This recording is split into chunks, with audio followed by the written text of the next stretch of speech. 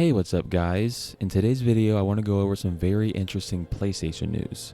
So the first thing I want to talk about is Death Stranding 3. So this is coming from PlayStation Universe and the headline reads, Death Stranding 3 concept has already been written, but Hideo Kojima hopes someone else will make it for him. Hideo Kojima has revealed that he has already penned the concept for Death Stranding 3, but echoing previous comments from earlier this year, has no plans to make the game. Instead, opening the door for someone else to handle the project.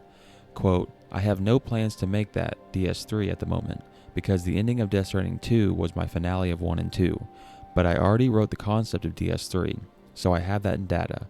I hope that someone will create it for me, unquote. A few months back, during a Q&A for a preview event on Death Stranding 2, Kojima-san was discussing the concept of the Plate Gate, a feature that allows Sam Porter Bridges to travel to new locations in-game. This makes the idea of sequels much easier, he said, but made it clear he wasn't going to do it himself. So yeah guys, I thought this was very interesting.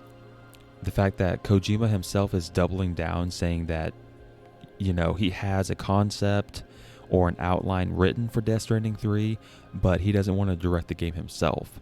Now, I don't know if that means he doesn't want to be involved at all, or he would like write the story, but he just simply wants someone else to direct it so he can focus on Fizzant.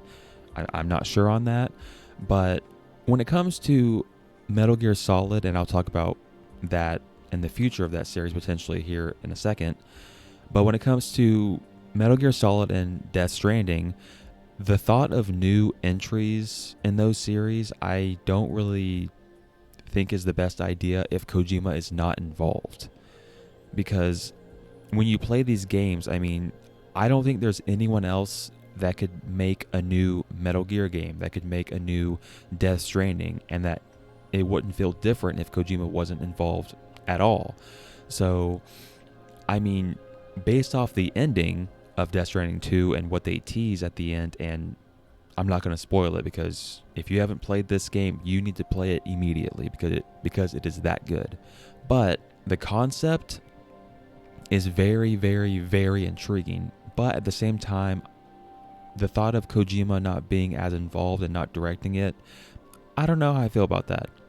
But what do you guys think? Down below, let me know your thoughts on the fact that Kojima is coming out and doubling down and saying that yes, he has an idea of DS3, but he wants someone else to make it for him. Alright, moving on to the next topic in the video, and speaking of Metal Gear Solid, I want to talk about the potential of new entries in this series. So once again, reading from PlayStation Universe, the headline reads, Metal Gear Solid Delta Snake Eater producers hint that a younger team could take the series forward with new entries. Noriaki Akamura and Yuji Korikado, key producers on Konami's upcoming Metal Gear Solid Delta Snake Eater, have revealed that the series may continue with younger developers as the franchise's reigns, as nothing the company has tapped into fresh talent to take the series forward. Speaking with Rolling Stone, the duo didn't outright confirm that a new Metal Gear Solid is in the pipeline.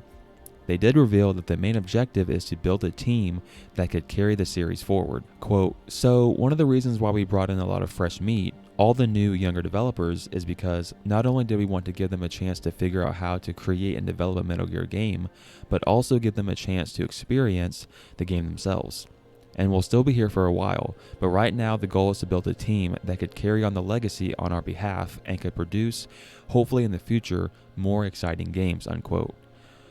So yeah guys, I think this is very, very potentially big news. The fact that Konami is creating a younger developmental team that could potentially take the reins of this studio and make brand new entries in the Metal Gear series. I don't know if that would be rebooting the whole thing and starting over, or making a sequel to The Phantom Pain and just doing their own thing. Even though I think that would be a terrible idea because Kojima wouldn't be involved. So, I mean, I'm totally down with remakes and remasters of this series, but like I said earlier with Death Stranding, I don't know how I feel about like brand new entries and original stories in this universe without Kojima being involved. So, this is going to be very interesting to see how this plays out, and I will keep you guys updated if we get anything more on this topic.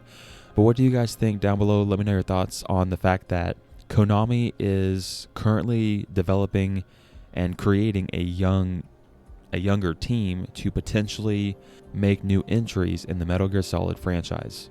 Alright, moving on to the next topic in the video, I want to go over another job listing that is hinting at a new God of War game from Santa Monica Studio.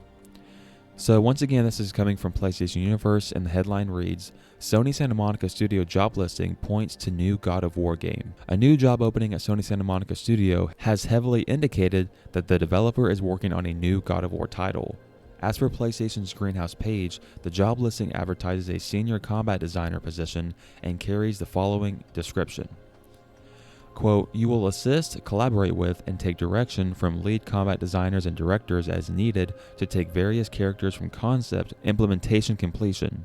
You will also work with multiple disciplines including animation, level design, character art, viz dev, encounters, etc., and ensuring that characters are cohesively executed in game. The job description mentions experience in depth combat systems, mechanics, and enemies in one or more third-person melee action RPGs, while preferred experience mentions candidates who are fluent with the combat design choices, systems, mechanics, and enemies in God of War 2018 and God of War Ragnarok.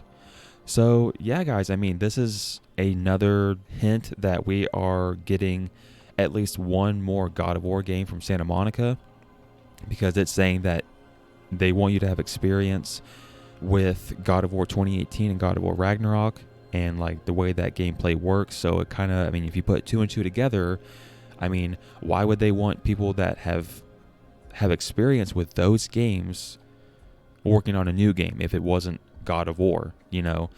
So yeah, I thought this was very interesting. I do think whether it's a new full-blown, full-scale AAA God of War with Kratos in like Egypt, or if it's like a smaller like Miles Morales type deal with Atreus, we are going to get at least one more God of War game from Santa Monica, but at the time we just don't know if it's going to be one of those or possibly even both.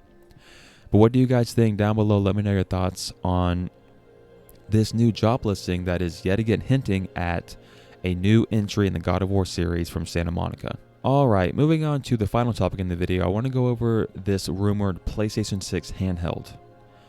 So once again, reading from PlayStation Universe, the headline reads, PS6 AMD Canis powered handheld much more powerful than Xbox Ally X, Switch 2 and leaked specs. YouTuber Moore's Law is Dead has spilled a heap of details on the long-rumored PS6 handheld device, revealing specs that, if the real deal, will ensure the handheld is far more powerful than competing devices such as the Xbox Ally X and the Nintendo Switch 2. The full specifications are as follows, but keep in mind that Sony hasn't announced anything official about the PS6 or a handheld companion, so treat this strictly as a rumor. So it goes on to list all the specs that are rumored right now. So it's saying there is a monolithic 135mm 2-die manufactured on a TSCM 3nm node, and honestly, I'm not going to go over any more of the specs because I don't really know what I'm talking about too much, but basically at the end it's saying that manufacturing is planned for mid-2027 with a likely fall 2027 release date. So yeah, guys, I mean, it's basically confirmed without being officially confirmed by Sony that they, yes, are in fact working on their next handheld that is going to be natively playing PlayStation games. So the only thing that's not confirmed is what it looks like and the specs and the release date, because we know this is happening during the next generation. It's just, like I said, we don't know the exact details from Sony themselves.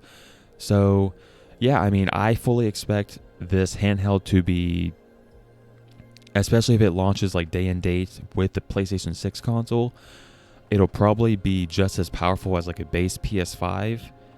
And then maybe it can run PS6 games as well, just, you know, obviously not as powerful as a PS6.